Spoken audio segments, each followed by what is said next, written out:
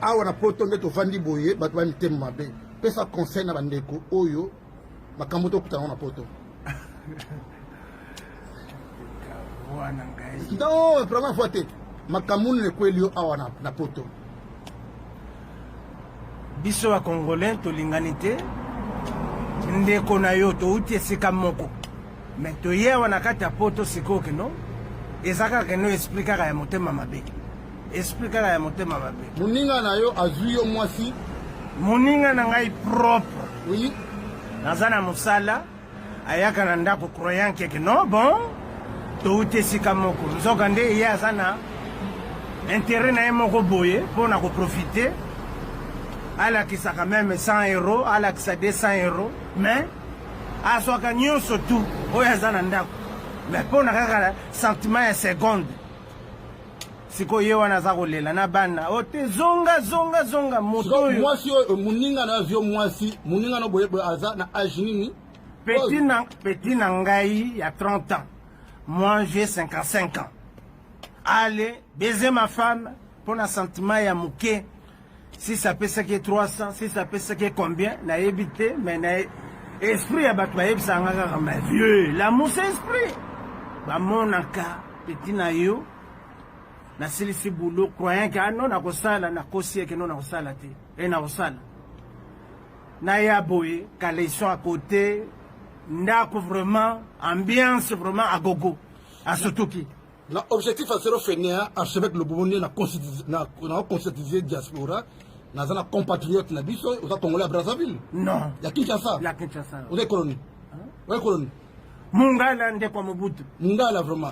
En plus, nous avons Mungala, nous avons Tetela. Ce qui vient d'arriver, nous avons sepelé dans notre conseil de Opesra Bandeko. J'ai toujours dit que l'ennemi à Congolais est Congolais. Congolais a un thème. Ma belle, mais n'a évité. Nous avons Toza Awa, Tozali 6h-5.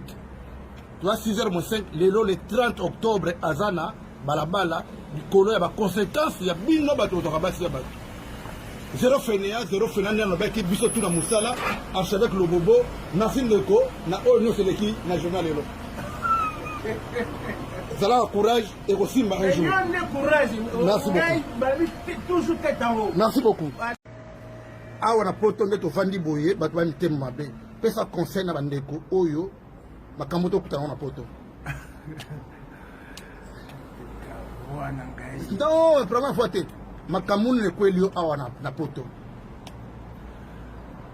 Biso wa Congolais tolinganite ndeko na yo touti esika moko mais toyewa na kati ya poto sikoke no ezaka ke no expliquera ya motema mabe expliquera ya motema mabe muninga na yo azwi yo mwasi muninga na ngai propre oui nazana musala ayaka na ndako croyant ke no bon touti esika moko nzoka nde ye azana intérêt na ye moko boye mpona koprofite alakisa quand même 100 €, alakisa 200 €, mais aswaka nyonso tu oyo aza na ndako mais mpona kaka sentiment ya seconde sikoyo ye wana aza kolela na bana o te zonga moto oyo mwasi oyo muninga na azwi yo mwasi muninga no boye aza na age nini petit na ngai ya 30 ans moi j'ai 55 ans allez baiser ma femme mpona sentiment ya moke. Si ça peut ce qui est 300, si ça peut ce qui est combien, n'a évité, mais n'a esprit à battre, mais vieux, l'amour c'est esprit. Bah mon aka, petit na yo, na silisi boulot, croyant que non na kosala, na kosie que non na kosala te, et na kosala. Na ya boye, quand ils sont à côté, ndako vraiment, ambiance vraiment à gogo, à Sotoki. L'objectif à zéro fainéant, archevêque le Bourgogne na conscientisé diaspora. Nous avons un compatriote na biso, aux Congolais à Brazzaville. Non. Il y a Kinshasa. Il y a Kinshasa. Vous êtes colonie. Vous êtes colonie.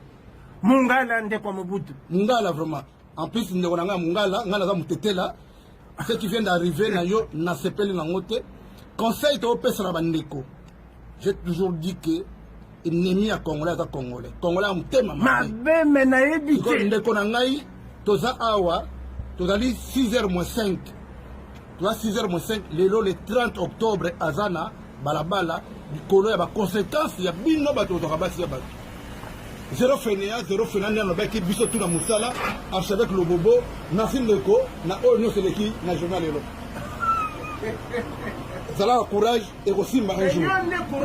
Merci beaucoup. Toujours tête en haut. Merci beaucoup.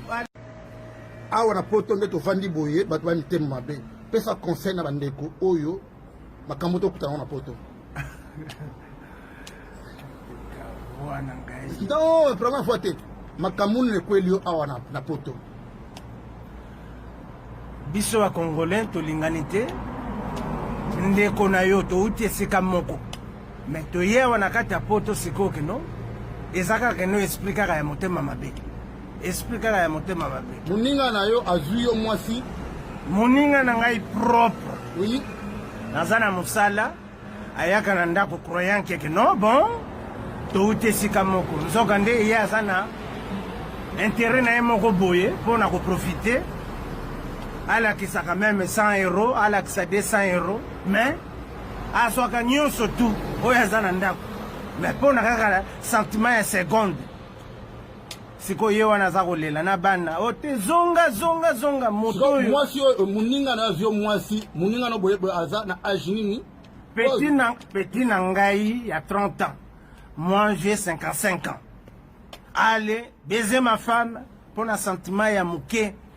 Si ça peut ça qui est 300, si ça peut ça qui est combien, na évité, mais na esprit à battre ça nga mais vieux, l'amour c'est esprit.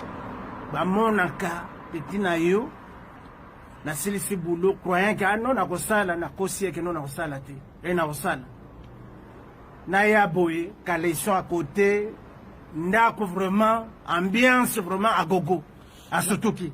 L'objectif à zéro fainéant archevêque le Bobondi na conscientiser diaspora na zana compatriote na biso aux Congolais à Brazzaville. Non. Ya Kinshasa. Ya Kinshasa. Vous êtes colonie. Ouais colonie. Mungala ndeko Mobutu. Mungala vraiment. En plus ndeko nanga Mungala ngala za mutetela. Ce qui vient d'arriver na yo na sepeli na ngote. Conseil to pesa na bandeko. J'ai toujours dit que ennemi à Congolais à Congolais. Congolais am tema mabe mena ebité. Ndeko na ngai toza awa tozali 6h-5. Toi 6h-5 lelo le 30 octobre azana balabala likolo ya ba conséquences ya bino bato to kabasi ya bato. Zéro fainéant no baki biso tout na musala archevêque le Bobo Nassim Leko na Oyo Seleki na journal Elo. Zala courage et aussi ma jour. Merci beaucoup. Toujours tête en haut. Merci beaucoup.